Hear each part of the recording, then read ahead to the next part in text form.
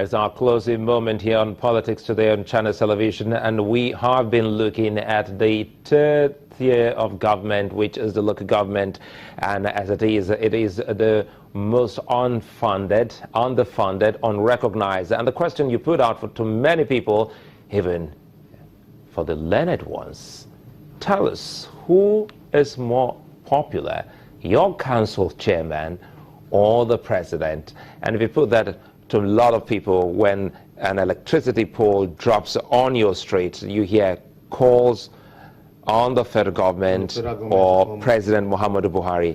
It is a failure of our not recognizing the functions of the local government, exactly, isn't it? Because we fail to properly address the functions of the local government.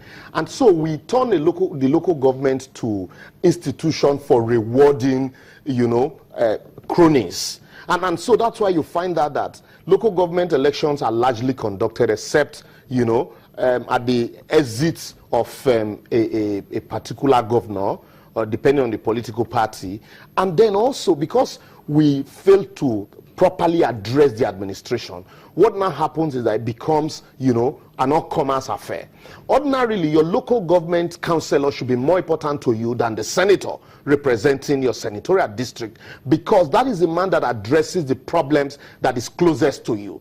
That is the man ordinarily who should know the day-to-day, issues that affect you, because your senator... Who should know? That's the word, but do they know? Because what you have at the local level is, like I said, it's been reduced to a salary-paying agencies. And so in some cases, they are manned by administrators who are cronies to politicians. And then you're sent there to just go and mark time. And so what is important is, because the Constitution does not make provisions, clear-cut provisions for what should happen, what happens there is according to the dictate of the man who is the governor. And depending on how large his conscience is, that is how, the extent of the functions of the local government. And in most cases, in almost all the states, you find out that the administration of the local government and chieftaincy matter is placed, under the office of the deputy governor. Meanwhile, this is a government that is closest to the people. This is government that should address your everyday needs, your sewage, your water management, your transportation system, your market stores, your land use charges, but your signages. But all of this, and the state government has taken over this function, all in the name of, harmonizing finances. So in other words, the local government, in other words, the local government is not that broke. If we have to bring back all of these functions, that's why back to the local government can fund itself. Yes, that's what usually happens in Nigeria. You find out the state government, the federal government takes about 55% of the revenue, and then gives states about 23 collectively, and then the local government collectively will share 21, and then 4% for ecological funds. And so what should happen? The reverse should be the case. The local government would collect and pay taxes to the states, and then pay taxes to the federal government. And so the concentration of governance should be at the local level. So the functions should be more at the local level, while the state and the federal government, the federal government mainly should deal with the policy issues. Once the policies are released, the local government will subscribe to those policies and execute. And that's why you find out that most of the issues of budget now, the federal government is like I told you, it's a big local government. And so it's carrying on even the functions of the local government. And that will, inhibit the progress of the federal government, and that's why we are where we are. Isn't it amazing that we've seen some young Nigerians who are councillors in other parts of the world, specifically in the United Kingdom and other parts, and they work, seriously to making sure that development comes to their counties or districts. I can tell you, coming back home, looking at what you've just highlighted, it seems as if we still don't have a firm understanding of what grassroots governance is. I can tell you that the Miami International Airport is managed by the Miami-Dade County, the office of the mayor. I can tell you also that the Miami County goes out to China and to other countries to negotiate international trade, because it's about governance at that county.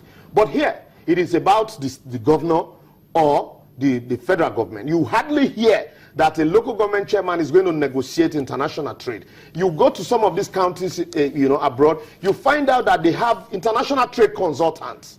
because most of the issues, most of the items you have on the exclusive legislative list, you have, the local government residually can also, function or carry out those functions in other climes, because that's the only way you can get governance to the local level. Look at the sheriff policing in America. These are strictly policing, at the local level, and then also these are people, you must be residents in those areas. You don't employ a policeman from Sokoto and bring to Argungu, and bring to Kushofe to police, or you employ a policeman from Amuvi to police somebody in Anebete. In closing this, what would be your message to the National Assembly? Because it would seem as if it's all talk without the National Assembly coming in. Yes, not just the National Assembly.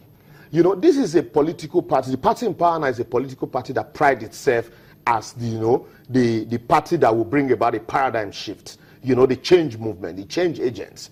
And I had expected that, some of these issues, these ideologies that they subscribed to when they were in ACN would be the driving force of the administration.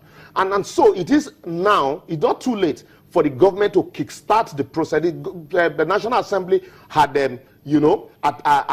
attempting to whittle down the powers of the president as regards, the Nigerian police. But it's not just about the Nigerian police. It should be look at the functions of the local government properly, the functions of the state government properly, and let us see how we can have a reverse gradually and make local government attractive. And that's the only way everybody will not want to go to Abuja. Liberal Showman, many thanks for speaking with us on Politics Today. My pleasure. The talk of constituency projects, if you look at all of what he's highlighted, looking at the project allowances being made by the National Assembly, should have been money voted to the local government or even the municipal council to execute grassroots projects for the people at the grassroots. But in Nigeria, it's part of the federal government rules. Doesn't it worry you that the federal government will be in charge of making lunch? We're talking about food for primary school children across the 774 local government in the country.